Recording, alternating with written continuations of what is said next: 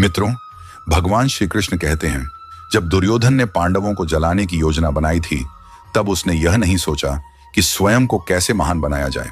यही ईर्ष्या की विडंबना है।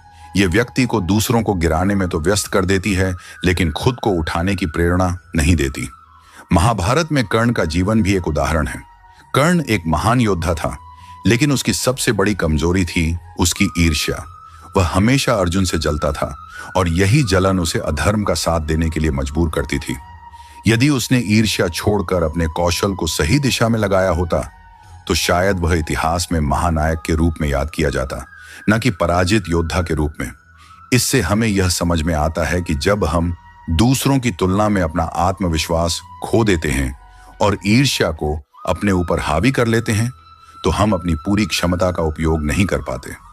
जब हम बिना ईर्ष्या किए अपने काम पर ध्यान देते हैं, तो हम सच्चे आनंद और सफलता की ओर बढ़ते हैं। मनुष्य की सबसे बड़ी शक्ति उसका ध्यान केंद्रित करने की क्षमता है। जब यह ध्यान दूसरों की उपलब्धियों की ओर जाता है, तो यह ईर्ष्या में बदल जाता है, और जब यह अपने लक्ष्य की ओर जाता है, तो यह समर्पण बन जाता है। जो लोग अपने जीवन में सफल होते हैं, वे कभी भी दूसरों से ईर्ष्या नहीं करते, बल्कि वे सीखते हैं, खुद को बेहतर बनाने पर काम करते हैं और अपने कर्म को ही पूजा मानते हैं।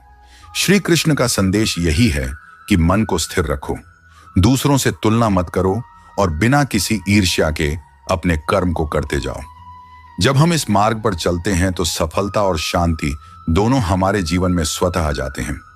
ईर्ष्या मनुष्य के मन को विकृत कर देती है और उसे गलत राह पर धकेल देती है। जब हम दूसरों की सफलता देखकर ईर्ष्या करने लगते हैं, तो हम अपनी सोच को संकीर्ण बना लेते हैं। ऐसा व्यक्ति ना तो खुद के विकास पर ध्यान दे पाता है और ना ही मानसिक शांति प्राप्त कर सकता है। प्रिय साथियों, बताइएगा कि आज का यह प्रसंग आपके मन को कैसा लगा। अगर आपके दिल में श्री कृष्ण के लिए सच्चा प्रेम है, तो वीडियो को एक लाइक दें और कमेंट में पूरे भाव से लिखें, जय श्री कृष्ण। और अगर आप सेवा भाव से इस भक्ति यात्रा में सहयोग देना चाहें, तो स्क्रीन पर दिए गए QR कोड से अपनी क्षमता अनुसार दान करें। आपका छोटा सा सहयोग भी श्री कृष्ण प्रेम के संदेश को आगे बढ़ाने में आशीर्वाद बन जाता है। जय श्री कृष्ण।